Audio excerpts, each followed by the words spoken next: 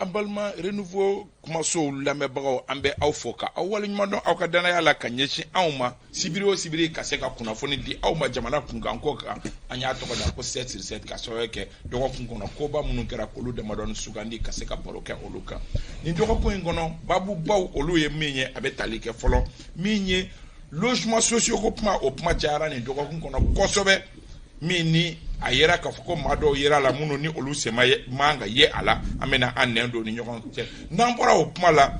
san 9 sigi kɔfɛ faransikaw olu ka kɛlɛkɛjɛkulu minnu n'olu kun nalen don dɛmɛ don anw ma u y'a ɲini k'a fɔ k'u bɛ nɔ u kɔ don an na kɔdonni a bɛna kɛ hukumu jumɛn kɔnɔ ko jumɛn fɔra a kɔnɔ n hakili la an bɛ sɔn ka babu yɛrɛ kunfɔlɔ kɛ ni o ye ka sɔrɔ ka kunfilanan kɛ logement sociaux ko kuma ye an ka maa welelenw sɔgɔmada in na o ye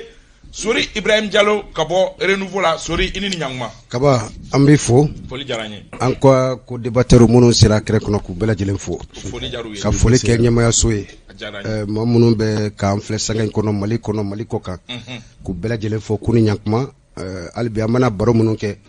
ka deli Masaramani fɛ Ala ka baro in Ala ka kɛ sababu ye jamana ka basigi k'a don tulo kunnandi fana kɔnɔ i yɛrɛ ka papier falen don sɛbɛn dɔ o b'a yɛrɛ ko caman bɛ yen ka fɔ caman sɛbɛn nala sɔnna Mali Konate Hɔrɔn TV kaba n b'i fo ka Sori fo ka ko débatteur tɔ bɛɛ lajɛlen fo ka Bintu Napo fo ka Régie mɔgɔ bɛɛ lajɛlen fo ka Malien bɛ fan o fan ka bɛɛ fo ka dugawu kɛ an ka sɔrɔsiw ye minnu fatura kunun surtout Tesit kɛlɛ la an bɛ dugawu dɔn k'Ala ka hinɛ u bɛɛ lajɛlen na minnu fana joginna ka se ka fiɲɛ bɔ da d'u ma ka lafiya d'u ma ka jamana basigi Ala ka Mali diya ka Malienw bɛɛ kakili ma Basaro Aidara Basaro bɛ baara kɛ AMAP la Basaro i ni ɲankuma Isa i ni sɔgɔma Isa n b'i fo n bɛ an barokɛɲɔgɔn bɛɛ lajɛlen fo kɛnɛ na ka technicien fo minnu bɛ an lajɛ minnu b'an lamɛn fɛ an bɛ foli kɛrɛn di bɛɛ lajɛlen ma Isa hali bi an bɛ dugawu de kɛ jamana ye hali bi Ala ka basigi di an ma Ala ka lakana k'o sabati an bɛ fɛn min ɲini hɛrɛma jamana kɔnɔ Ala k'a nɔgɔya donc ko hakilina di don jamana joli kan don o kuma nafa ka bon kuma la Musa Sayon Kamara bɛ baara kɛ kunnafoni gafe min n'a bɛ wele ko l'indépendant Musa Sayon nin t'i siɲɛ fɔlɔ ye kɛnɛ in kan i ni ɲankuma Isa Kaba somɔgɔw tɔɔrɔ si tɛ n na an ka foli bɛ yen kosɛbɛ an ka foli bɛ an lamɛnbaga n'an lajɛbaga bɛɛ lajɛlen hali bi Ala ka jamana basigi amina yarabi jamana basigili ko an sigi kunba ye o ye an y'a fɔ k'a fɔ ko an ka babu kunfɔlɔ n'an b'a yɛlɛma ɲɔgɔn kan dɔɔni babu kunfɔlɔ bɛna tali kɛ kosɛbɛ fɛn min bɛ tali kɛ faransikaw an dayine kun don kabi dɔgɔkun damadɔni o bɛ an dayine kun don Mali ɲɛmaaw ani Faransi ɲɛmaaw ni ɲɔgɔn cɛ a ma ɲɛ min kɔ maaw kun jɔrɔla min na o ye k'a fɔ yalima nin ko in bɛna laban cogo di Mali c'est vrai que balinako tɛ bɛɛ tun b'a dɔn k'a fɔ ko in mana kɛ cogo o cogo k'a tun bɛ sɔn ka laban Faransi ka kɛlɛcɛw tagali la nka a kɛra nin cogoya min na tantɔ o balila e la wa bon a ma bali ne la parce que depuis ni wagati jan Malienw tun wulilen no surtout Malien fan caman wulile k'a fɔ ko Faransi ka ta ka bɔ an fɛ yan i b'a dɔn k'a fɔ ko nana baara min na anw fɛ yan n'o ye ka se ka terrorisme kɛlɛ k'a fɔ ko o ɲanginen no Mali fan bɛɛ lajɛlen fɛ donc ni ko ninnu kɛlen mais waati min na Faransi y'a ka réorganisation daminɛ depuis o wagati la i b'a faamuya k'a fɔ u bɛ fɛ ka retrait kɛ dɔɔni dɔɔni parce que u y'u ka base damadɔni bɛ u y'o datugu ka taa u focaliser yɔrɔ damadɔni fɛnɛ kan n'o ye Gossi ye ka taa se Menaka Gani Gao donc u y'u ka base ninnu ka se ka kɛ yen nɔ naaninan b'a la o ye an bɛ se k'a fɔ k'o ye Bamakɔ Senu parce que u ka base dɔ bɛ Bamakɔ Senu yan nɔ aéroport la donc o base naani k'u base o naani kan nka an bɛ se ka mun fɔ mun ye a to k'a fɔ k'u ye retrait yɛrɛ fɔ k'a fɔ k'u bɛ segin ka taga o yɔrɔ kɔni na n'i ye jateminɛ ka communiqué ta k'a lajɛ i b'a ye k'a fɔ fɛn dɔ de tun bɛ yen n'o ye sɛbɛnfura dɔ de tun bɛ Mali jamana ni Faransi jamana cɛ o sɛbɛnfura in kɔnɔna na i b'a ye k'a fɔ fɛn caman b'a kɔnɔ hali n'i y'a sɔrɔ k'a fɔ an t'a kɔnɔ ko bɛɛ lajɛlen dɔn nka n'i ye jateminɛ kɛ i b'a ye k'a fɔ décembre kalo la Mali ye laɲini kɛ Faransi fɛ Mali ye laɲini minnu kɛ o sɛbɛnfura minnu bɛ yen ka se k'a wula ɲɛnamaya kura ye fɛn dɔw b'a kɔnɔ ka se k'olu yɛlɛma donc Mali y'o amendement ci Faransi ma ko Faransi ka jaabi di fo an bɛ don min na ko bi Faransi ma jaabi di o la o dɔw ye jumɛn ye o ye k'a fɔ o ye espace aérien ko ye n'o ye Faransi ka avion pankulu min bɛ pan an ka jamana kunna ani fɛnɛ an ka sɔrɔsiw fɛnɛ bɛ pankulu minnu fɛnɛ pan an ka jamana kunna olu taabolo ka se ka kuma olu fɛnɛ kan ani fɛnɛ n'i ye Takuba ta k'a lajɛ Takuba fɛnɛ kɔnɔna na mun ye k'a fɔ o jɛkulu ye i b'a ye k'a fɔ olu fana tun ye sɛbɛn de signé Mali ni Faransi cɛ tɔw bɛɛ lajɛlen mi yɛrɛ sɔrɔ o kɔnɔ donc Mali fana tun ye laɲini kɛ k'a kana kɛ ten a ka kɛ Mali ni jamana wɛrɛw cɛ donc n'i y'o bɛɛ lajɛlen ta k'a lajɛ Faransi ma jaabi di fo kana se Faransi ka ambassadeur gɛnni ma mɔgɔ tun bɛ se ka sigi n'a ye k'a fɔ ko ninnu tacogo bɛ kɛ nin ye nka bibi na n'i y'a ta k'a lajɛ barre juridique la mun de fɔra n'i y'a sɔrɔ o kan ka retrait kɛ yala accord in kɔnɔ je crois que o de kɔnɔ kuma kan ka ɲɛfɔ maaw ye sisan mun de b'a kɔnɔ n'i y'a sɔrɔ ninnu bɛ se ka taa ten ka sɔrɔ ni Mali ma sigi fɔlɔ ka se k'a ɲɛfɔ ka sɔrɔ kɛ accord dɔ fana bɛ yen min ni a kuma yɛrɛ fana ka ca o kan ka a mana kɛ cogo accord kan ka définir ni départ bɛ kɛ cogo min na a ka cogo min na condition min na Jalo surprise tɛ k'a fɔ ko Faransi ka accord dɔ bɛɛ tun b'a dɔn k'a bɛna kɛ mais a kɛcogo in o balila e la wa kɛcogo kɛra sariya sɔsɔ kɔnɔ sariya sɔsɔ min ni an b'a yɛrɛ ɲininka si réellement aujourd'hui la France a eu la chance ka mɔgɔw sɔrɔ mɔgɔ minnu qui sont réellement responsables. an kana don o kɔnɔ anw ye kunnafonidilaw ye maintenant e bolo i ko kɛcogo min tun kan ka kɛ an kumana depuis wagati jan coup d'état kɛlɛ 2013 IBK nale fanga la Serval de tun bɛ an fɛ yan Serval nana ale yɛlɛmana ka kɛ Barkani 2014 kɔnɔna la Barkani ka tagabolo an y'a fɔ depuis wagati jan min bɛ ka kɛ Mali kɔnɔ an ma ninnu wele o kama donc an ye tagabolo minnu ye an y'a fɔ ka taa donc tagali an y'a laɲini depuis wagati jan mais fo ka taa se 2018 ma mais e bɛ k'a fɔ ko e min y'a laɲini e yamaruyalen tɛ k'a laɲini o jamana marabagaw olu de ye laɲini kɛ ka fɔ u kana an dɛmɛ parce que janfa dɔ bina an kan an ma janfa min bɔrɔ dɔn 2019 a y'a fɔ clairement ko bɛɛ ka t'i clarifier ni min tɛ fɛ olu ka to i fɛ yen nɔ k'olu ka t'o ɲɛfɔ u taara o ma fɔ bon an ka bɔ o kɔnɔ parce que an bɔra 2019 kɔnɔ c'est à dire que tagacogo in o de kɛra sariya sɔsɔ ye o de y'a balinayɔrɔ ye sinon an y'a ɲini depuis wagati jan Faransi ka taa mais tagacogo in de kɛra sariya sɔsɔ ye parce que Maliki da donna la gafe dɔ bɛ yen accord de coopération militaire min bɛ an ni ɲɔgɔn cɛ ni tagaliw bɛ kɛ danfaraw ka kumaw kan ka ɲɛfɔli kɛ bon o si ma k'a kɔnɔna la mais a ma bala an na ka sababu kɛ min ye coup d'état min kɛra ni Bandaw ni Moktar Wani ye Macron bɔra k'a jira diyagoya la k'a fɔ ni olu tɛ se ka baara kɛ ni nin sɔrɔsi ninnu ye parce que coup d'état bɛ ka kɛ jamana min kɔnɔ a tɛ ka kɛ sariya kɔnɔ donc vraiment olu tɛ se ka baara kɛ ni sɔrɔsiw ye depuis o wagati la Macron ye Faransi ka position yira clairement base fɛn fɛn bɛ an fɛ yan sigi ka fɔ ma k'a la Macron yɛlɛma don u ka baara tagabolo la donc tacogo in kɛra sariya sɔsɔ kɔnɔ a kɛra sariya sɔsɔ kɔnɔ kaba an bɛ don a dogodogo ɲɛ kɔnɔ voilà sariya sɔsɔ o ye fɛnɛ hakilina ye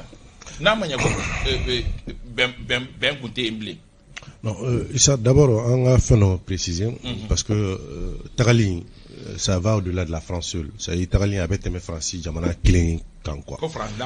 France, en Européenne, Jamana Belagele Fugata, c'est Canada. Je crois que nous, BDA, la Niniko, ou Bessikin, ou Borola, Kadagako, Gelamimbe, ou Surasuka, Mouvement Ketchulanga, Jamana Kono. Mais Balnako Bate, Balnako Te, parce que moi, je fais jamana actualité kalama bi i b'a dɔn ko même si sur le plan militaire, c'est-à-dire i b'a ye kuma dɔ la an ka chef d'état-major ka communiqué la u b'a fɔ ko u ni Barkhane bɛ coopération min kɛ sur le terrain k'a bɛ kɛ ka ɲɛ résultats b'a la mais i b'a ye sur le plan politique c'est n'o ye ɲɛmɔgɔ kunda ye tension giralenba de kundo anw ni o Faransi ɲɛmɔgɔ ni ɲɔgɔn cɛ depuis mois de juin tɛmɛnen ni coup d'état filanan kɛra mai la i b'a ye Faransi a ɲini ko ka troupe bɛɛ ka jɔ fɔlɔ ko en attendant de c'est-à-dire k'u ka coopération bɛɛ jɔ avec l'armée malienne o fana kɔfɛ depuis comment on appelle rumeur bɔra k'a fɔ ko Russiw kan ka na an ka jamana kɔnɔ la France et l'Union européenne aussi avaient menacé k'a fɔ ko ni o nali confirmera wagati min na k'u b'u kɔrɔ an ka jamana la malgré que Mali est démenti formel que je crois que la visite de Macron en Russie a été déterminant dans cette histoire parce que Poutine Gadjabou là Poutine s'est désengagé complètement par rapport à la présence des troupes régulières au Mali. A Foko allait qu'à troupes régulières. Non, à quoi allait qu'à troupes régulières ou armée. Exactement. Comment maintenant, Mimbi à 600. Ama au détail, il n'a pas confirmé que Wagner bien, il n'a pas mot démenti. Il a juste dit que société privée des biens. Donc, les Mifosango, le fait que Macron a visité Mingra en Russie, comme on appelle, Poutine a carrément confirmé que Aleka Sourassou tient bi sur le plan sécuritaire avec Akmamifon. Donc, en Ming Mekanini, je peux comprendre, Ming Mekanini Francis fait. L'Union européenne m'a fait depuis trop longtemps et qu'ils avaient toujours menacé qu'il faut qu'on je crois qu'ils ont eu cette confirmation à part de au visitina. Il va ça au coffre rumeur ou commencer à se dire les notes de presse. C'est-à-dire qu'on a fini conflit nous mettre à boire en bas depuis au Ouattou là, qu'on a fini conflit à Ira, qu'au Francini à une européenne qu'on veut nyonyo là. Voilà ça ou qu'un retrait ou bien c'est qu'à Ketchouamina. Donc boulot retrait et Wagner Cody. Non, ça j'ai dit il y a plusieurs aspects. Ni comme chaman là, mais j'ai dit confirme ou comment il faut. Français a nini ka fo be ko dongo do ni Wagner nana de pas comment bora ku betaka. Une européenne a fo ku ni Wagner tsega je ka barake Antonio Merson tsega je ko barake jamara kilen ko. Uyo kuma fo no ko boala. Maintenant, il y avait une tension politique nous rien fo. Malgré que chef d'état-major Flau chef d'état-major française, c'est chef d'état-major de l'armée malienne, il va être communiqué au bout de Nisodia ou à Fourba, ou Ketchouye, à nous, Djabi Misro. Mais sur le plan politique, nous tensions bas comme Annie Franciche avec Wati Djambo depuis mai coup d'état Wati Nununa. Nous avons fourni, Michel Folomindi, ou juin, ni Francia, il y a la coopération avec l'armée malienne, parce que contre le coup d'état, même si Kofa a clair à Dame. Maintenant, Russie, j'ai dit, le fait que Poutine n'a pas confirmé que l'armée régulière Russie, j'ai dit, c'était le goutte d'eau. Ça dit, Tony Mini, dit bon quoi. Donc, c'était cette confirmation que peut-être les Européens, je vais dire comme ça, cherchaient pour pouvoir se retirer. Donc, ils ont eu cette confirmation. C'est-à-dire qu'à parce que je dis, notre presse, depuis 1-2 semaines comme ça, notre presse, que la France va partir. Maintenant, on a Tagachoudi, une Européenne, on a Tagachoudi, ou comme on a dit, Tagali fait avec quelles conditions du monde là, ou comme on a dit, je crois que au sommet Afrique, une européenne, au sommet Nyakorla là, où il y a avec l'Union africaine, la CEDEAO, qui fera une européenne. Donc, confirmation on a au DCV. Sinon, tu vas voir que c'était un secret de polichinelle. C'est-à-dire, ben boulot, qu'à la France allait se retirer incessamment du Mali. Donc, escalade de violence verbale, Wagner, qu'est-ce qui a été déterminant, France, à départ? Bon, les cas la France, départ, en tout cas, on m'a balné là, il faut parce que en wakati laban nunu na ibaye anga jamana nyamro ani France nyamro uka utunte nyoko fama tuguni escalade verbal okumeno inafo ya fo tugumna mais ameyorom na sa atemena o étape kan maintenant nega familial la a cause lointain be munu be dans l'immédiat olu fene be no lointain peut-être amena soluma ko fait mais mi yɛrɛ kɛra ni o kɛra sababu ni o y'u ka retrait annoncé rapidement o ye jumɛn autorité minnu bɛ yen sisan jusqu'à présent France ɲɛmɔgɔw t'olu reconnu k'a fɔ k'olu de ye Mali ɲɛmɔgɔ ye illégitime et illégal u b'olu considérer toujours k'a fɔ ko olu tɛ maliyɛnw kuma da ye maliyɛnw t'u nɔfɛ donc o kuma ninnu kɛra sababu ye Mali ɲɛmɔgɔw fana tun ye décision ta déjà k'a fɔ ko u bɛ France ambassadeur gɛn donc ambassadeur tali kɔfɛ o yɛrɛ kɛra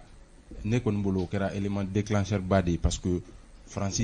yɛrɛ tun bɛ yɔrɔ min na sisan olu ka réaction tun attendilen don kosɛbɛ parce que mɔgɔ t'a dɔn olu bɛna jumɛn de kɛ sisan donc u ka décision k'a fɔ k'u b'u ka retrait kɛ o annoncera o contexte kɔnɔna na donc a ma bali mɔgɔ si la nin wagati na ka d'a kan transition mɔgɔ minnu bɛ yen nɔ sisan olu y'a yira k'a fɔ olu bɛ partenaire wɛrɛw ɲini minnu bɛ Mali dɛmɛ Mali ka kɛlɛ la donc u ka partenariat ɲinini kɔnɔna na France jamana ma diya ni a ye k'a fɔ Mali ka taa baara kɛ ni Russie mais Moussa Mali autorité ninnu ye France provoqué de wa est-ce que provocation dɔɔni ma k'a la i n'a fɔ France kaw b'a fɔ cogo min non ambassadeur gɛnni ka contrat signé ni Russie la ye olu bɛɛ est-ce que provocation dɔɔni t'a la non ne tɛ se k'a fɔ ko provocation mais ne bɛ se k'a fɔ peut-être Fransi kɔni ka décision min kɛra k'a fɔ ko u bɛna retrait u kɔni tombera Mali autorités ka piège kɔnɔ en quelque sorte parce que depuis longtemps Maliens bɛ fɛ u ka taa. Bon ni provocation était poussée à l'erreur alors. Oui certainement ne bɛ se k'a fɔ o cogo la parce que munna Mali autorités bɛ ka action minnu kɛ o b'a yira k'a fɔ olu tɛ fɛ Fransi ka continuer ka baara kɛ ni Mali ye mais u tɛ se k'a fɔ da la u m'a fɔ da la. Fransi labana k'a fɔ k'u bɛna u ka retrait kɛ maintenant u tun b'o de kɔnɔna k'a fɔ dɔrɔn autorité an kɔni m'a fɔ Fransi ka taa mais u yɛrɛ de y'a décidé ka taa donc o kɔfɛ sa i b'a ye hali gouvernement ye communiqué min kɛ kunun i b'a ye o kɔnɔna na unilatéral o b'a fɔ ko Fransi y'a décision ta ka taa yɛrɛ ye u tilara ka accord fana violer donc an bɛ yɔrɔ min na sisan c'est certainement fait pour que Mali tun bɛ situation dɔ la fɔlɔ transition dɔ in min tun bɛ jɔnkulu ninnu ka transition olu nana n'o ye tuma bɛɛ n'i ko i bɛ Fransi ka intervention critiquer u b'a fɔ non an bɛ yan Mali ka weleli kɔnɔna na donc an bɛ yɔrɔ min na sisan olu taara Mali ma fɔ k'u ka taa donc o tɛ se k'a fɔ tuguni Mali ɲɛmɔgɔw tɛ se ka jalaki k'a fɔ ko olu de y'u gɛn. Kaba i bɛ hakɛ to an ka nɔgɔ bɔ kuma la k'a fɔ kala tilen Fransiya ye autorité min bɛ an kunna sisan Fransi ka intérêt banna Mali kɔnɔ Fransi yɔrɔ dɔrɔn pe de premier point second point nous avons constaté Malien bɛɛ ka fara autorité kan ni gɛlɛya bɛ Mali kɔnɔ djihadiste ko ni terroriste ko la cɛ tɛ muso tɛ Fransi de don an ka autorité ye i sɔnni sigi nin fɛn fila de kan e bɛ se ka faamuya cogo di an y'an wele ka na a ye na an dɛmɛ an bɛ gɛlɛn kɔnɔ an bɛ degun kɔnɔ a ye na an dɛmɛ o degun furama sɔrɔ o la an ma bɔ o degun kɔnɔ e yɛrɛ bɛ yɔrɔ minnu na ka lakana sabati e ka troupe rappeler Kaba e bɛ jamana ka bɔ diga kɔnɔ e b'o o de laɲini wa i b'a tɔ cogo di on a compris olu ta ye coronin de Kaba ne bolo a kɛra dɔnni dɔngoma ye walima zanni kele-kele ye je crois que e yɛrɛ y'a fɔ i ka kuma kɔnɔ po wagati la François Macron ye weleli kɛ k'a fɔ bɛɛ k'a ka position clarifier clarification senfɛ a ko ni minnu bɛ fɛ u ka to yan olu k'a fɔ minnu bɛ fɛ u ka taa fɛnɛ olu k'a fɔ je crois que a wagati la discours la n'i y'a ta k'a lajɛ a b'a fɔ ko olu fɛ yen olu tɛ se ka accepter cogo si la k'a fɔ k'olu ka cɛdenw c'est-à-dire u ka sɔrɔsiw olu bɛ laburuja jamana kɔdenw fɛ ɲɛmɔgɔw kɛnɛ tɛ ka se k'u ka position clarifier o wagati tɛmɛna je crois que a wagati la Ibrahim Boubacar Keïta la ka hinɛ la ale ko non Mali mago b'u la coup d'état fɛnɛ kɛra la même chose parce que u y'o kelen de fɔ coup d'état kelen kɔfɛ hali Assimi ka discours fɔlɔ la u y'o de fɔ k'a fɔ k'u mago b'u la ka taa se 22 septembre ma coup d'état fɛnɛ kɔfɛ Assimi seginna o kelen de ka boulevard l'indépendance la a seginna o kelen de fɛnɛ ka défilé kɛyɔrɔ la ka taa se 20 janvier fɛnɛ ma a seginna o discours kelen de ka k'u mago b'u la hali ni kɔsa in na n'i ye an ka Mali ka autorités ka communiqué ta k'a lajɛ ka an ka daminɛ fɔlɔ Job ka intervention mun na a ye Jean-Yves Le Drian répond a ko kuma kɔnɔna na a y'a yira k'a fɔ fɛnɛ u mago bɛ partenaires la Mali kɔnɔ nka Faransi ka tagali ko tɛ tabali kan fɔlɔ n'a a bilara waati min na qu'ils n'hésiteront pas ka na n'o kuma ye tabali kan je crois que o kuma kɔfɛ fɛnɛ an y'a ye k'a fɔ ambassadeur gɛnni Faransi ka ministre des affaires étrangères n'o Jean-Yves Le Drian a ko k'a fɔ k'o kuma bɛna tabali kan ministre de défense fɛnɛ ko k'o kuma bɛna tabali kan c'est-à-dire u ka départ bɛna tabali kan mais fɛn mun no dɔrɔn c'est-à-dire nos autorités ils n'ont pas eu le courage oui, il faut le dire, ils n'ont pas eu le courage de demander le départ de la France. Fin y'a fɔ cogo min na. Oui, o bɛ se ka kɛ, mais n bɛ fɛ ka yɔrɔ min fɔ dɔrɔn, Sori ye yɔrɔ min fɔ, Malien fanba caman bɔra ko Faransi ka taa o. Hali premier ministre yɛrɛ ka déclaration bɛɛ, hali l'autre jour a ye ambassadeur bɛɛ fara ɲɔgɔn kan. Pendant 2 heures de temps d'horloge, a kumana kɛ Faransi dɔrɔn kan, olu le djihadistes, olu le nin kɛ, olu nin kɛ. Donc, quelqu'un qui vient chez toi. Oui, a ma deli k'a demander. Kaba ego ko ne ye jugu ye jugu bɛ ka so kɔnɔ e b'i ka jugu dɔn déjà mais e bɛ mun de ɲini jugu bɛ mun de ɲini fɛ yen faut demander tout simplement bon ka so pour que lafiya kana ka so mais jugu bɛ fɛ e bɛ ka jugu dénoncer i fɛ yen e tɛ ka foyi kɛ e ye jugu t'e fɛ mais e ko ne jugu ye ale de b'i ka du ci e k'o tu fɛ yen et t'i ka fɛn fɔ donc c'est pour cela que raison pour laquelle et on continue toujours sur le terrain par exemple avant-hier avant que Macron nous ka conférence de presse k'a annoncé ne dire pas ka communiquer ta k'a lajɛ i b'a ye même les reconnaissances la ka yɔrɔw ka se ka yɔrɔw yira ka ou bien k'a fɔ ko les reconnaissances aériennes na t'a sɔrɔ Takuba Barkhane i b'u ka communiquer c'est à dire comme Bassirou a fɔ cogo min na coopération militaire i bɛ t'a sɔrɔ u bɛ ka baara kɛ ɲɔgɔn fɛ terrain kan mais ni trace politiquement discours be ɲɔgɔn cɛ. C'est pour cela que k'a fɔ k'u ye courage ma sɔrɔ ka se k'a fɔ France ka taga au courage de Oudje, parce que tu ne peux pas dénoncer quelque chose comme Morodok dénoncer. Mais au lieu de manque de courage, est-ce que stratégie Kaba,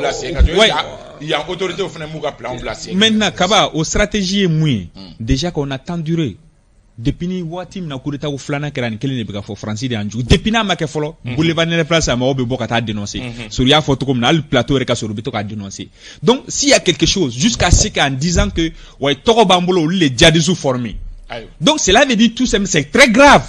Moi mon bega djihadistes formés fait, moi mon bega fali qui fait et tu continues à dénoncer et tu sais déjà il bega ennemi donc mais tu laisses l'ennemi chez toi. Ça montre quoi? Maintenant, ne fait qu'à mon faudron. Oui, ni fin fait flène tantôt là, bibina, nous tara tantôt là. Oui. Aïe, pousser ou tara. Nga, non, tu as encouragé ta depuis dès lors, en disant que tu as fait watimna, qu'on a fait au kataka, kanga fo. Non, tu as fait au kata dès lors. Ça l'a trouvé déjà que utara, ou bien you gain tout là. Mais maintenant, ni position me tout du même ça. Nous bella djele. Parce que pour nous, nous, faut depuis très longtemps. Il faut faire extrêmement attention parce que la France là, au début, en me la France, la France, on allait continuer avec les autres. Mais ce que Français a fait, Français doit aller l'Union européenne, il s'amène aller, mais fait comme l'Union européenne, on a force spéciale les biens, force spéciale les joints, c'est eux qui combattent les terroristes sur le terrain. Donc le commandant est français. Non, le commandant l'Union européenne a discours ni Takuba Nyamoro, c'est plaque tournante, ça dit, il faut cadrer mon rotabe tout comme Ebe Dokala, voilà, Ebe Dokala, Ebe Boui, à bras souci de Bolokosana, je crois qu'à donné Norvège de Bolok, un autre pays. Mais fait comme Moufo, l'Union européenne, Mousso et discours mi fort. On est français n'a qu'à média ou mi fort, non, c'est diamétralement opposé. Mais Kaba, j'arrive. Même sauf dans le fait, il t'a sur au discours fort, mais il t'a sur au acte posé. L'Union européenne m'a ATM nata. Oui, mais au cas force. Etienne tita kele la Etienne beane olu be formation la onu te kunu kaba c'est pour ça nyoro fo kunu danyoma telaw akila fo minusma be ando mune be ka fo minusma tala minusma te yanka terroriste et aujourd'hui Mali a besoin quoi de combattre les terroristes mais ou ka force bien na fa du membala nous on veut combattre les ça on veut faire ka djibure on a très c'est-à-dire, il faut faire extrêmement attention à la France, parce que France, Libye, embarqué contre toi. C'est ce qu'ils ont amené. Il y a donc près, Mali contre, Mali contre, parce qu'il y a un ministre des Affaires 30 ans, France, Takabo, Tauchela. Mais France, Kale Bla Tauchela. Et il a fait de toute sorte que, est-ce qu'il y a un biopiège qu'on a? Parce que, en faisant croire que France, Union européenne de dos, il faut éviter souvent de dire ça parce que France, Union européenne, Mousso et discours, c'est diamétralement opposé à Ebeka Mifo. Mais Kaba, communiquons l'autre jour. Il est communiqué Kalangon. Il est communiqué Kalangon. Oui, France a communiqué. Non, France a communiqué. Kaba, ça va, ça ni France a communiqué. Non, Kaba, ça va, il y a rectification, il faut parce qu'à mes plateaux, les gens nous écoutent. Et moi, qu'il y a un discours faux. Et au cas discours faux. Mais, Union africaine, oui, Kaba, maintenant, le finance ça. Communiqué Mbora. On a parlé de qui et qui dans le communiqué. Il faut pas qu'il y ait un 15 pays. 15 pays. Afra, quoi, Union européenne. Non, mais ça, Afra, la France et ses alliés, Union européenne et le Canada. Afra, c'est très clair. On est bakono. Nego ke bo dissocier ko bola, e bo dissocier ko bola to. Tenega kuma kanyo. On veut communiquer officiel le kono. Takuba et John Tai. C'est ce que j'allais dire. Kaba. Takuba et John Tai. Pour que ça me plateau quand, il faut vraiment faire extrêmement attention. Kana mado ka kumata. C'est très très grave. Non, Issa, même ni point de presse minier retrait annoncé. Au point de presse là, il y avait qui était là. Je crois qu'il y avait le président de la Commission de l'Union européenne qui était là. Il y avait le président Macron, le président de l'Union africaine, plus le président de la Charles Michel. Donc au tsega ke isa qui va s'occuper Union européenne désengagée qu'à France là quand nous refons comment tako folena ngo ce n'est pas que la France au fait bien en focaliser voilà pourquoi souvent quand je regarde un peu les communiqués de nos responsables politiques là c'est d'abord le banc parce que on ne peut pas communiquer où on parle de Takuba et de Barkhane. Au même moment on invite les ambassadeurs de l'Union européenne pour se désolidariser de la France. Ça, ce n'est pas du tout possible, au fait. C'est-à-dire, il s'est miri au là, que nous, le Mali, peut arriver qu'à France, détacher qu'à une européenne, en termes de gestion militaire. C'est là, quoi. La preuve, c'est quoi? C'est que la France, même en termes de diplomatie, Bebo Kalama, quand la France veut quelque chose, Jamana Kadiye, France va embarquer. La guerre en Libye, comme ça a été dit hier, John n'est pas coiffé. C'est la France, mais Amadjon n'est embarqué. Tu penses que les données ne peuvent pas changer? Issa, en termes de diplomatie, c'est qu'à changer. Non, j'ai dit, sorry. La preuve, c'est quoi? Il y a certains pays européens où le discours est tout autre. Comme l'Italie aujourd'hui. Non, il faut ça. Ça, c'est un pays. Mais on parle d'une organisation. Nous, des fois, c'est-à-dire une situation politique tendue à ce wati mama keka be wati duma ndi la gafon plateau kelenga ngo kunfla parce que élection me kanale français une élection me kanale média be braqué président en termes de résultats ngo il faut ngo flana la présente tournant de l'Union européenne bi amedum na français de bout ngo ça donne plus de poids politique à la France qu'à tout autre. Donc on est mal tombé. Nous, on est mal tombé à ce titre. Donc, en mot là, na frako Anif Takuba, parce que erreur follow, je peux penser comme ça. Erreur follow que la Danois est arrivé. Quand les Danois sont venus, Takuba cadré kono et que le Mali a décidé de leur repos ou à Bouanga Jamana kono. Et le Danemark, moi fait Danemark en termes de gestion politique, il va le Danemark est souvent irréprochable. Ils ont dit, malgré qu'ils avaient essayé de tirer, ils ont dit non, nous allons partir. Il n'y a pas de problème. Donc, depuis Odekra, qu'est-ce que les Allemands ont dit? Que ni Aben et Tchougola, ils vont partir. Les autres pays ont dit quoi? Nous allons réserver, malgré que Malika politique, la Maldi, nous sommes en train de discuter avec les autres. Mais la finition a graduellement. Takuba, Barkan vont piller bagage. Et même au-delà. Mais est-ce que la unité au début? Non. Exactement. Voilà pourquoi malgré Mifo, on se rejoint à ce niveau. Ni de la Ninoye, on est là. Je crois que à un certain niveau, Issa, c'est-à-dire Nebadon, Mbadon Djoumena Issa. Même si le Mali avait demandé à la France de partir, la France n'allait pas partir au Ouattila. La preuve c'est quoi? Kounou, le gouvernement a communiqué, ils ont dit sans délai. Macron Djoumena faut, nous partirons à notre rythme. Donc, il s'allait trouver deux excuses pour ne pas partir. Comme ça, nous, oui, c'est ça. Si on avait fait en avance. Exactement, on met Joe Soroka et puis on met Faria. Est-ce qu'il y a un Joe Soroka? Non, déjà que,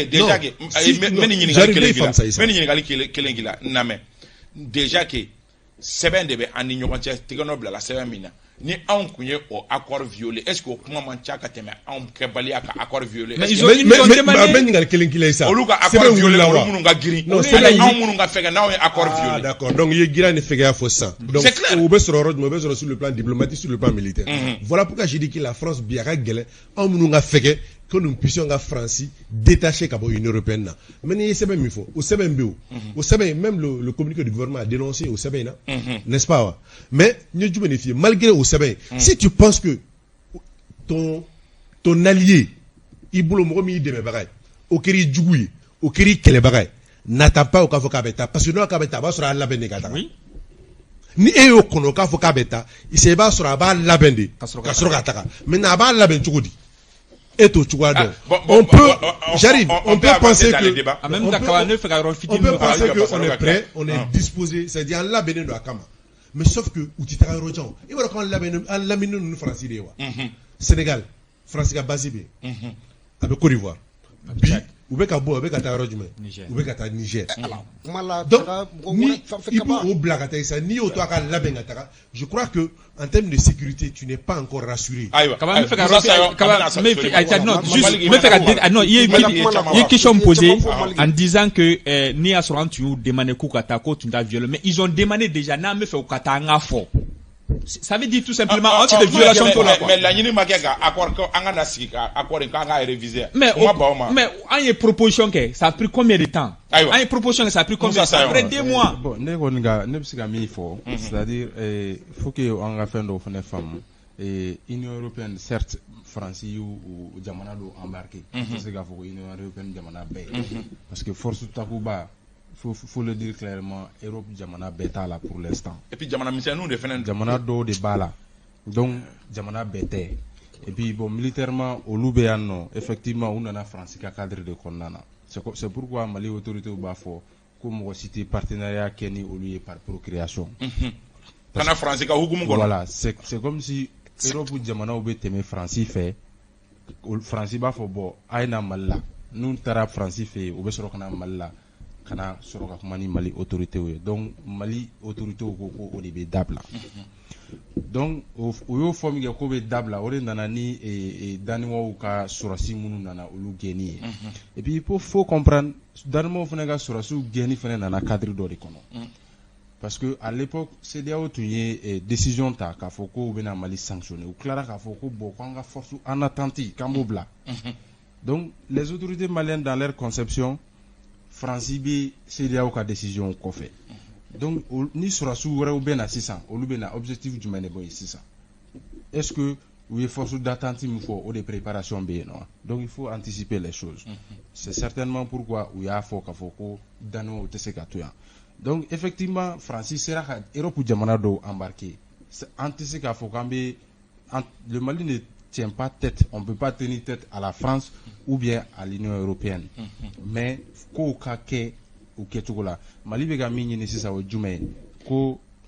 partenariat n'an b'a kɛ sisan an ka kɛ entre les différents états c'est-à-dire ni Danemark bɛ fɛ ka baara kɛ ni Mali ye u kana tɛmɛ Faransi ka canal fɛ tuguni u kana directement u ni Mali autorités ka kuma k'a di munna o bɛ digi Faransi la o bɛ digi Faransi la parce que ale de nana ni u ye donc u ka nali mankan min kɛra sisan o kɛra sababu ye ka ani Daniwaw yɛrɛ ni ɲɔgɔn cɛ tiɲɛ certainement o fana ye Faransi fana ka stratégie dɔ ye pour que ka ni partenaire wɛrɛ tɔw fana an n'olu kana ɲɔgɔn faamuya Bintu ko Musa ka volume man ɲi kosɛbɛ voilà donc certainement o fana ye objectif dɔ ye pour que an ni partenaire tɔw kana ɲɔgɔn faamuya o yɔrɔ la donc il faut le dire clairement aussi Europe jamana minnu bɛ takuba la ni takuba bɛ taa olu ka militaires de bɛ taa sinon o t'a yira k'a fɔ ko Union européenne ka action minnu tun bɛ ka kɛ Mali la k'o bɛ ban très bien takuba bɛ taa d'accord Barkhane bɛ taa mais Union européenne ka baara tɔ minnu bɛ yen o tɛ tigɛ merci pour parce que takuba nana Faransi ka hukumu kɔnɔ très bien merci pour la précision je crois qu'il y a caman fɔ n kun bɛna min fɔ kaba an ka kuma dɔw la tilen c'est-à-dire maliyɛnw k'a dɔn k'a fɔ miti dɔ de tun bɛ yen o miti birisira Macron y'a fɔ IBK ka wagati la ka na se bandaw n'a ka gouvernement tagali la c'est-à-dire min sɔrɔla c'est-à-dire en si peu de temps pendant que bandaw ni Mokhtar Wane bɛ fanga la ko u ma deli ka sɔrɔ Mali yɛrɛ kɔnɔ o tun ye mun ye mun sɔrɔla intérêt u ka intérêt min tun bɛ Mali la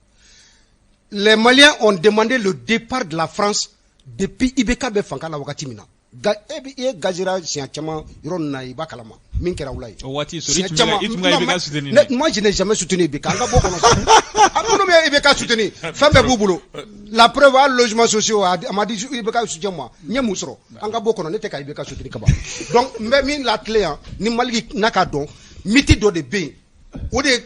talen bɛ ka yanka maliyɛnw kunna sɔrɔsi ninnu y'a yira Faransi la bi min ye bi ye le Mali est un état souverain fɛn bɛ kɛ jamana kɔnɔ i bɛna jamana minnu bɛ ka jamana mara i bɛna sigi ni olu de ka discuter carte sur table kaba donc o de wagatiw bɛ bi donc ne b'a fɛ ka min fɔ nin yɔrɔ la clarification de la position des états minnu wulila ka taa olu tun tɛ se ka kuma o mais bien vrai que président de wulila ka taa a wagati la maliyɛnw y'a yira k'a fɔ ko Faransi de an ka problème ye Faransi ka tabou ayiwa sisan n'a ma ɲɛ k'a fɔ ko tagali kuma fɔra y'a ka communiqué bɔ après Barkhane ye mun ye sisan bi an kan ka mun kɛ Basaro Haidara an k'a daminɛ la bi mun kan ka kɛ Issa mɛ ka fɛn min laɲinina an ka gouvernement politique fait depuis longtemps je crois que baara kan ka daminɛ n'o de il est temps de faire c'est-à-dire que tension politique apaiser an ka jamana kɔnɔ nous avons énormément de priorités nin wagati in na et donc je crois que la première des choses c'est que le gouvernement doit aller dans ce dynamique la deuxième chose c'est quoi Issa n'o ye laɲini filanan o ye an bɛ yɔrɔ min na bi pratiquement je ne dirais pas ni mɔgɔ si ma ni mais ani mɔgɔ minnu ka di a ka dɔgɔ en fait la CEDEAO nous a sanctionné embargo bɛ ani CEDEAO cɛ l'Union africaine o fana y aligné o kan l'Union européenne y aligné o kelen kan je crois que en kan ka bi il est important que nos voisins directs ne b'o de fɔ kuma bɛɛ ni mɔgɔ ye France je dis la France n'est pas une priorité ne ka faamuya la mais ne ka priorité fɔlɔ ye jumɛn qu'on arrive d'abord à s'entendre avec nos voisins immédiats n'o ye Union européenne ye n'o ye Union européenne astafurla n'o ye CEDEAO ye n'o ye UEMOA ye ani u ka bɛn kelen na par rapport à un calendrier électoral consensuel n'o kɛra Issa an bɛ gɛlɛya caman na bi je crois que non car refondation bine jila de non isa refondation ni qui refondation que mi fora en air là ça ce n'est pas un bâtiment que s'entend quoi en fait. OK na barot ya gagner s'entend priorité au hikme il faut qu'il y ait un consensus politique ça c'est un camarade ne bolo et mun kan ka kɛ bien o ka kɛ fo ka dɔn fɔlɔ Bargani yɛrɛ mun de kɛ c'est-à-dire est-ce que ka bilan kɛ fɔlɔ est-ce que u ye fɛn min kɛ a tɔ tora jumɛn ye ka kɛ donc ne bɛ se n bɛ fɛ juste un rappel Barkhane ka opération daminɛli 2013 jusqu'à na bila les servants la Barkhane 2013 jusqu'à maintenant données dɔw b'a yɛrɛ par exemple Mediapart ani ONG dɔ bɛ yen nɔ n'u spécialisé len don conflit la olu y'a yɛrɛ k'a fɔ ko u nana u sera ka mɔgɔ terroriste on va dire djihadistes les présumés djihadistes k'u sera k'o 2,8 ani 800 ɲɔgɔnna faga donc Mali sɔrɔdasi dɔw sara France fana sɔrɔdasi dɔw sara donc olu résultat ninnu bɛɛ kan ka jateminɛ maintenant France ka erreur kɛra fɛn jumɛnw ye n'u kɛra sababu ye an nana nin kɔnɔna na peut-être juste ka apaisanter kan dɔɔni France ye erreur dɔw kɛ n'o de nana bila nin kɔnɔ fɔlɔ o ye jumɛn ye déjà u nana k'a fɔ ko u ye Kidali to kɛrɛfɛ o kɛra sababu ye maliyɛnw m'o faamu filanan ye jumɛn ye an bɛ yɔrɔ min na sisan u nana k'u bɛna terrorisme de anéanti terrorisme ma se ka anéanti au contraire mɔgɔ dɔw bolo a tɔ juguyara mɔgɔ dɔw bolo yɛrɛ tɛ jateminɛw yɛrɛ la juguyara parce que olu bɛna donni min kama a tun bɛ zone dɔw la sisan an bɛ yɔrɔ min na a sera Mali fan caman ensuite a yɛrɛ bɛ ka taa Burkina ani Niger ninnu a bɛ ka taa Benin ninnu bɛɛ lajɛlen na Côte d'Ivoire ninnu bɛɛ la donc o bɛɛ kan ka jateminɛ Mali kɔnɔna na mun kan ka kɛ clairement o ye parce que risque bɛ u ka taali la u ka taali risque fɔlɔ ye jumɛn ye u ye yɔrɔ min bila jɔn de bɛna baara kɛ yen sisan ɲininkali bɛ maintenant n'u olu taara est ce que djihadistes ninnu tɛna segin ka na sabanan o ye jumɛn ye u taalen kɔfɛ est ce que mɔgɔ minnu tun bɛ fɛ ka indépendance ta olu tɛna wuli k'a fɔ k'u bɛna marifa ta tuguni k'u bɛna Mali tila donc o risque ninnu bɛ yen nɔ face à ces risques Mali kan ka se ka min kɛ fɔlɔ o ye k'a fɔ maliyɛnw yɛrɛ ka bɛn a kan k'a fɔ an bɛ fɛ ka taga ɲɛfɛ de an kana fɔ k'an bɛ jamana tila foyi kɛ tuguni maliyɛnw yɛrɛ ka bɛn fɛn kelen kan filanan o ye maliyɛnw k'a lajɛ accord min bɛ yen nɔ accord d'Alger min signera u ka fɛɛrɛ kɛ n'a bɛ réélu a ka réélu yɔrɔ minnu bɛna bɔ a la olu ka bɔ a la depuis sisan olu application ka accélérer pour que an ka se ka kɛlɛ wɛrɛw bali donc olu fɛn ninnu de kan ka kɛ nin waati la sabanan o ye jumɛn ye Mali yɛrɛ sɔrɔdasiw yɛrɛ ka a lajɛ an bɛ wagati min na sisan effectivement u bɛ ka baara caman kɛ u b'a fɔ ko montée en puissance bɛ yen nɔ globalement ka daminɛ décembre la ka na bila fɔ sisan na u ye mɔgɔ djihadistes minnu faga jate chiffres la 250 ani dɔɔni donc u ye mɔgɔ wɛrɛw minɛ donc o dynamique kan ka continuer zone minnu bɛ yen nɔ ni Mali sɔrɔdasiw tɛ yen nɔ Mali sɔrɔdasiw ka se ka segin ka na yen nɔ u ka se ka continuer ka jamanadenw ka lakana sabati. Mali. Bon, d'abord, ne tɛ se ka a fɔ ko ka tɛmɛ le colonel Solomon Dambélé kan. Je crois que jeudi don a ye conférence de presse kɛ. Conférence de presse là, il a été très clair. Ni kɛlɛ in na mɔgɔ si tɛ se ka na k'a en place la. Faut que maliyɛn wɛrɛ de ka. Il a été très clair. Et il a dit aussi, même n'i y'a sɔrɔ a sera k'a reçu en Éthiopie parce que a ye exemple ta Éthiopie kan. Ko mɛ Mali la a bɛna reçu cogo di a yɛrɛ sali kɔnɔ ko journaliste ma k'a b'a ɲini journaliste fɛ ko journaliste yɛrɛ kan ka na volontariat la ka se ka don cogo min na ka se ka nin kɛlɛ kɛ. Bɛɛ kan k'i fanga fara. Donc fɛn mun no dɔrɔn o y'a yira tout simplement ni kɛlɛ in na France ye o États-Unis o Allemagne o Russie o ni si tɛ na. Faama de b'a kɛ. On de b'a kɛ. Première ligne. C'est pour cela que ne y'o de fɔ depuis très longtemps. Oui, i bɛ jigin i binna yɔrɔ min na i kana jigin binna yɔrɔ min mais i talonna yɔrɔ min na. Nous-mêmes on a fait pratiquement an ye préparatif jumɛn kɛ pendant les 9 ans san 9 in kɔnɔ. Anw yɛrɛ ka bilan ye jumɛn? Anw yɛrɛ ka bilan ye jumɛn ye? N'an sera k'an ka bilan dɔn an b'a dɔn an kan ka bɔ point A min na ka taa point B min na an bɛ se k'an yɛrɛ renforcer mais n'an y'an focaliser diɲɛ wɛrɛ maa wɛrɛ ta kan olu bɛ se ka taa bi komi u bɛ se ka taa sini komi faransi y'a ta kɛ cogo min na an sigilen tora dɔrɔn an wulila sɔgɔmada fɛ u y'u ka kasaw cɛ donc n'i y'a sɔrɔ anw tun y'an focaliser anw yɛrɛ kan k'anw yɛrɛ préparer k'an yɛrɛ ka bilan lajɛ k'an yɛrɛ ka ɲɛtaa lajɛ k'a lajɛ an bɛ bɔ point min na ka taa point min na k'o bɛɛ lajɛlen na ka sɔrɔ an ma focaliser nin kan hali ni ninnu tun taara a tun tɛ kɛ surprise y'anw ma. Donc an tun tɛ se k'a fɔ cogo si la ko en plein vol parce que problème bɛ yɔrɔ min na kaba bi bi in na an bɛ situation min na diɲɛ mɔgɔ o mɔgɔ bɛ na jamana o jamana bɛ na a bɛɛ lajɛlen bɛna n'a ka intérêt de donc o fɛn fɛn bɛna n'u ka intérêt ye olu ka intérêt ni Mali ka intérêt est ce que o ye kelen bi bi na anw mago bɛ jumɛn na an yɛrɛ ka intérêt e kaba bɛ se ka bɔ Bamakɔ yan cogoya min na ka se fo Kidal lafiya kɔnɔna na o ye Mali ka intérêt de mais est ce que o ye jamana wɛrɛw ka intérêt ye ɲininkali bɛ yen donc c'est pour cela que ne tɛna fɔ an ka nin kɛ an ka nin kɛ anw yɛrɛ kan k'an préparer fɔlɔ de Basɔrɔ y'a fɔ a ka kuma kɔnɔna na anw yɛrɛ dama ka fara ɲɔgɔn kan ɲɔgɔn koloso an ka se k'an ka armée former ka recrutement kɛ parce que recrutement a diya an ka ministre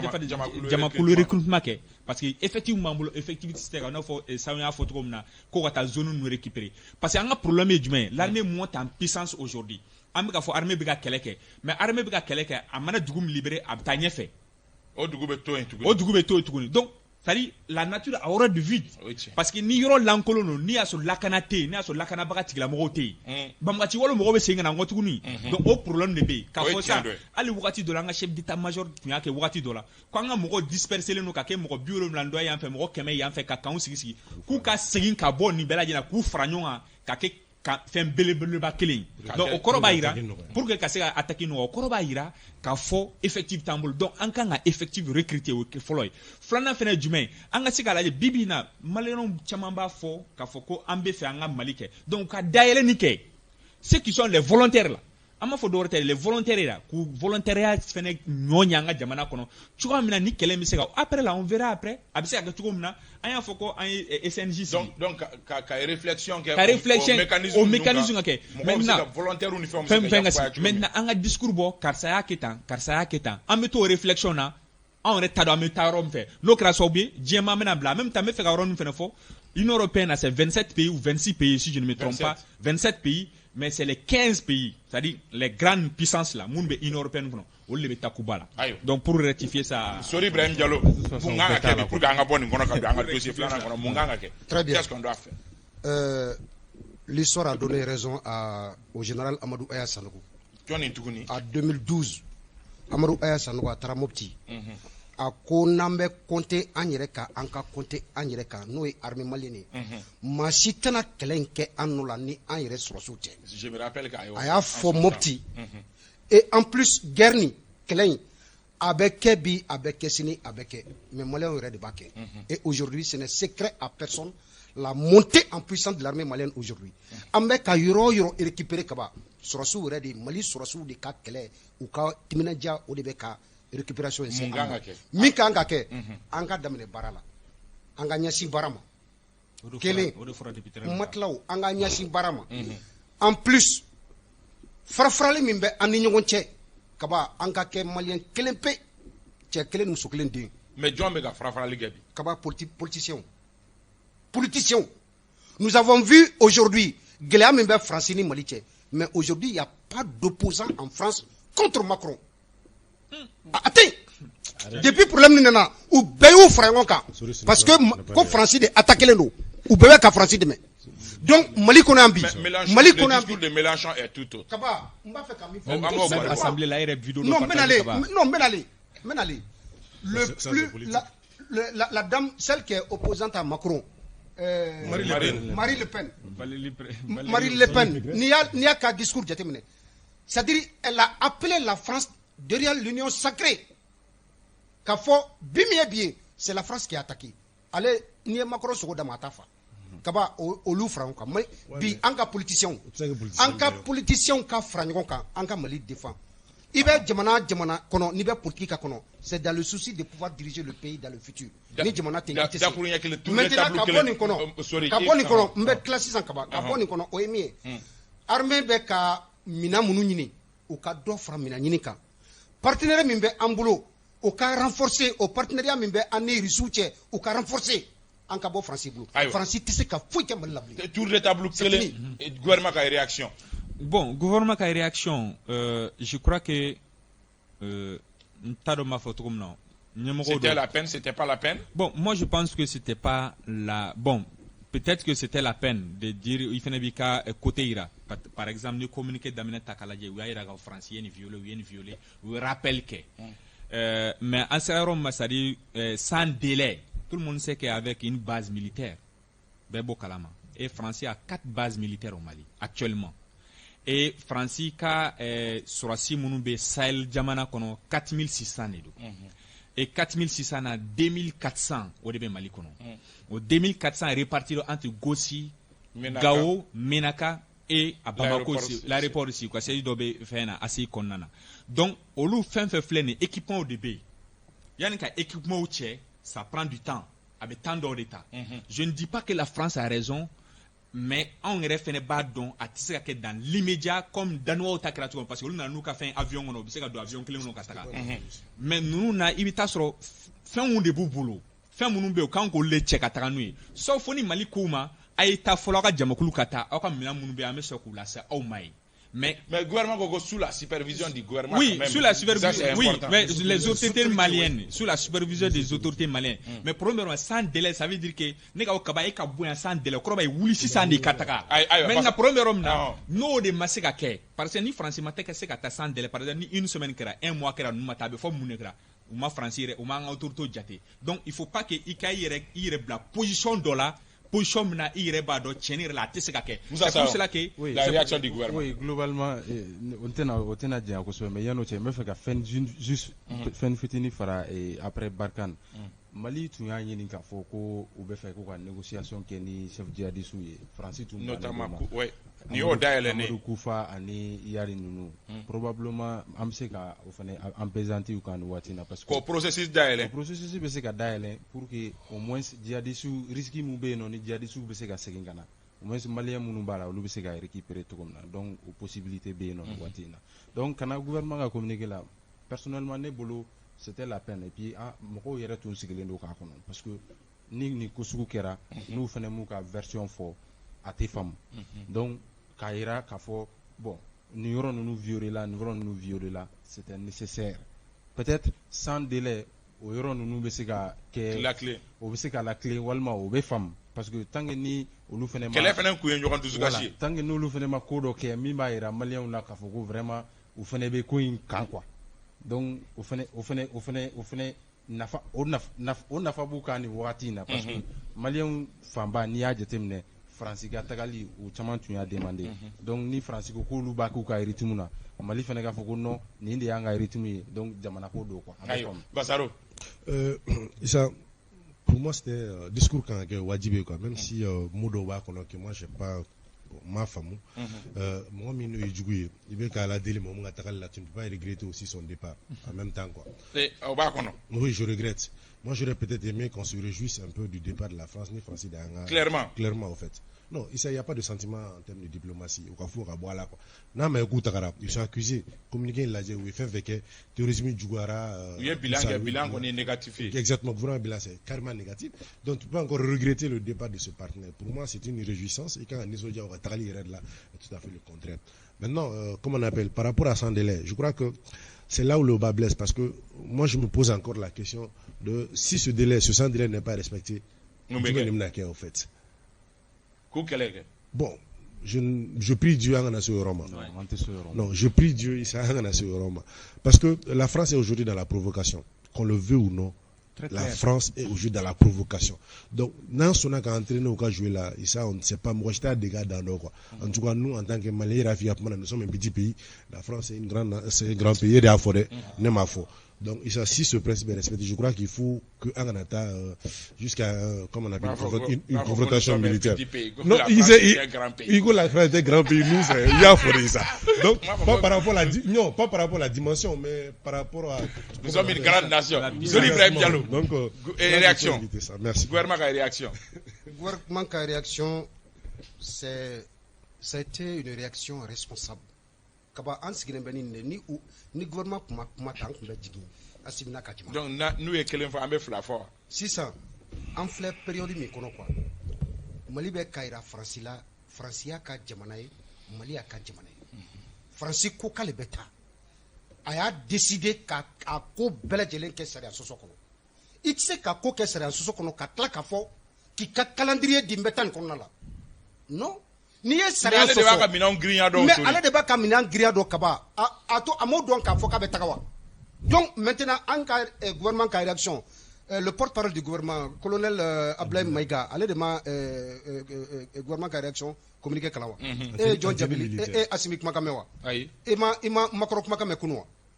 Désormais, le Mali est un grand pays. Le Mali est désormais un pays responsable et souverain. Il y a France là. Il y a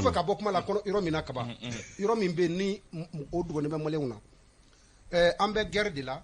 communication n'a qu'à faire au Bénin. Ça veut dire que le Mali aujourd'hui est en position de force en connaissant Fogné Kaba en cas compter en Yereka. Aïwa, ambo au dossier qu'on a wakati bamba et kafo ni ando ya sura wakati corona doko ko ni matiara oye logements sociaux mini attribuera mugo to ko yera la munu ni mugo chama fe olu kuma ku yere ye akono Mali fait une version kacha et rebe mun don logements sociaux ko inga anga se be ka se ka don fala anga bo baru kaba ngana mu kera yurugu kera wa dossier kera tabulla kaba dossier fene de be 7 francs de be 7 francs ba ira kafo ngana mu jume d'abord commission musigira au commission est la liste dépôt tunkera depuis 2018 kana c'est 2009 première tranche dira deuxième tranche le tunganga di femme tun clôture là déjà ko ban liste le tunganga bo banda oka wakati la liste tunganga bo a liste maseka bo muyato au manifeste comme ora do kono kelin flana fena jumain les Maliens de l'extérieur on a dit les Maliens de l'extérieur sont qui mun sigilime Mali ko jamana wareka ute Mali ko Mali ono me usigilime jamana wareka mumato e kababiti re toko sorola mumato non mais non ça dit misalado mumato soribita toko sorola mumato ne Mali konate ne tan toko soko Malien de l'extérieur alors que ne Malien de l'intérieur ute ngana mu yewa voilà anga bo oro fenena flana fena jumain dossier ina commission mana ban wakati muna abta président du conseil des ministres la conseil des ministres be soro ka fin di donc conseil des ministres mune fo akola mune fo ministre mune ga commission est dissoute ça veut dire quoi est-ce que conseil des ministres atawa pourquoi ou be bra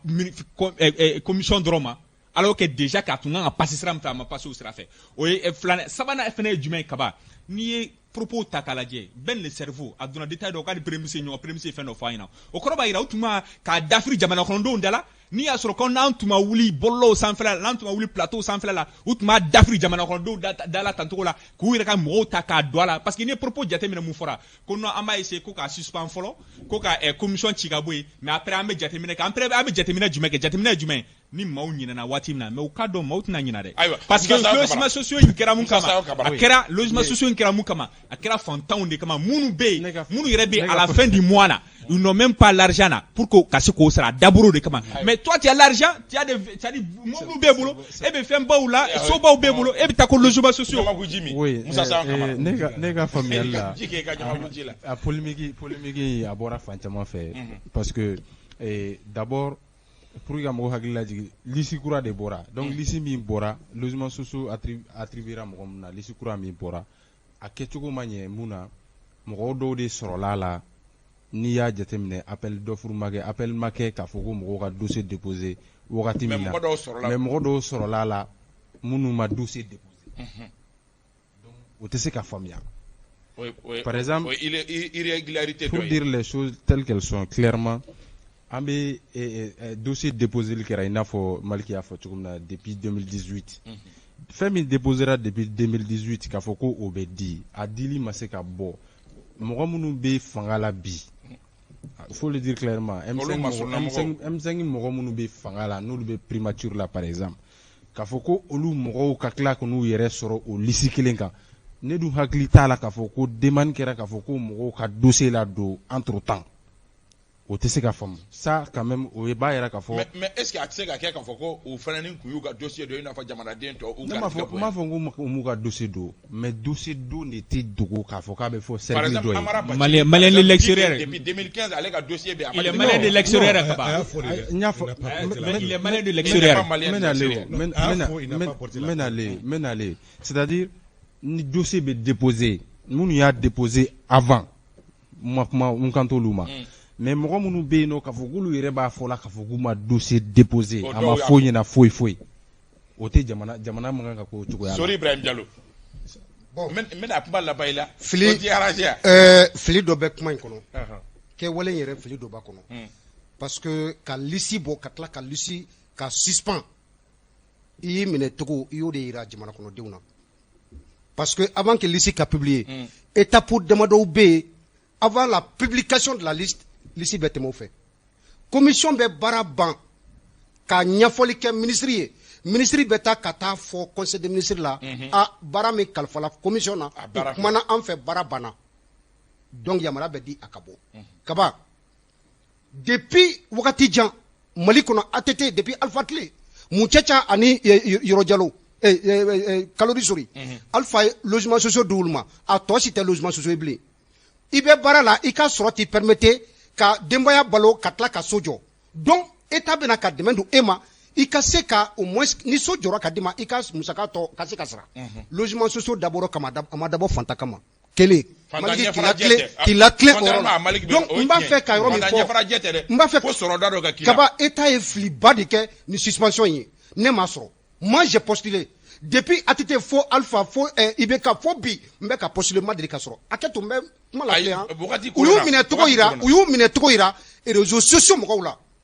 parce que non jusqu'au bout ils doivent aller jusqu'au bout minnu donna la n'u ma papier déposé ni compte bancaire t'u bolo u ko olu mɔgɔw tɛ tɛmɛ mɔgɔ 50 kan u ko bɔ a la dɔrɔn mais minnu y'a sɔrɔ dun ka ban n'u ka papier jɛlen don ko olu tɔgɔw bɔ a la mais an bɛ taga min je crois que c'est pas responsable. Sori doit comprendre une chose, c'est un peu discret clé né quoi. Moko do tsika takabo degré de la ka do ka degré annulé ka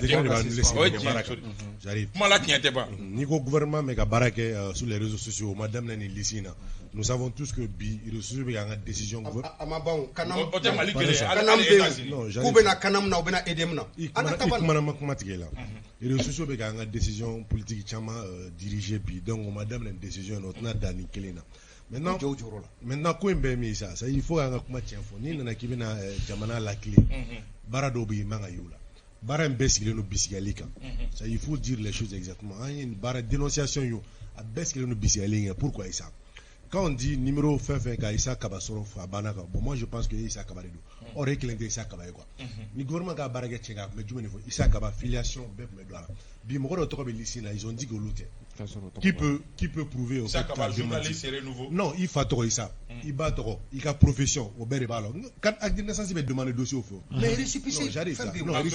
tu dis pas ça les gens donnent la vidéo là ils ont demandé depuis 100 jours ils n'ont pas apporté la justificative qu'avocats voici où ils demandent minga papier flène récépissé flène qui sortent avec ça. Le problème c'est quoi ça? Nous avons vu CNT civil là. Il y a eu deux Boubacar Sidibé. Le jour même résident Takara. On parlait de l'officier de comment on appelle des eaux forêts. Donc n'am barake chenga barake chenga. Ni gwe forme ka Boubacar Sidibé fo, ka filiation fo. Aimi Sinasini Morodna Sinasini Taka félicité Fambé fo. Moi a félicité lui-même il s'est vu que Alebe CNT la Vina Jamana défend à la direction à Boral. C'est la même situation bara c'est le Biscaliga. Biscal sur Abdelkader Maïga à Trobora mais peut-être que ce n'est pas le seul Abdelkader au Mali. C'est clair. Mais moi la même chose. Exactement moi betala muna. Nous que filiation kala profession kala. On n'allait pas se retrouver dans cette situation. Mais sauf que moi do bala comme la fille au Kafo Issa, c'est vrai que les logements sociaux à d'abord nous déceler nous. Mais logement social mo mba fa fe ça a te furu la fo o frena manka aywa ambe fo ka fo le padi ba bisa sisoko jogolojo amba fo almam sangata Mohamed Karambe aba ambe ifo Yakuba Cissé Tombouctou ka fe ambe awfo ka fo li di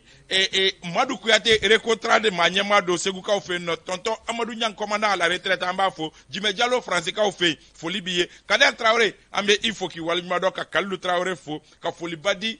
Basiriki Touré Asepu Manyema bado amba fo ka Moussaf Koulibaly Mouskoul ambe au bela jele fo Malik Konaté ka bo Horon TV la Sori Ibrahim Diallo amena dossier nga ami Baba Cissé ambe afo Mamadou kan vrai besaji jambachi a nyefoli baké nyefoli munu dafa ka bo nerebo exploiter lundi nga émission na bidu na développement de Krafe la radio Fanfé Ousmane Togo Koumbe et réalisation na Draman Kone Dak Junior alebe régie la amba foka walima do aw ka ambe semaine wéré ni jam ka kelen keneka wa salam.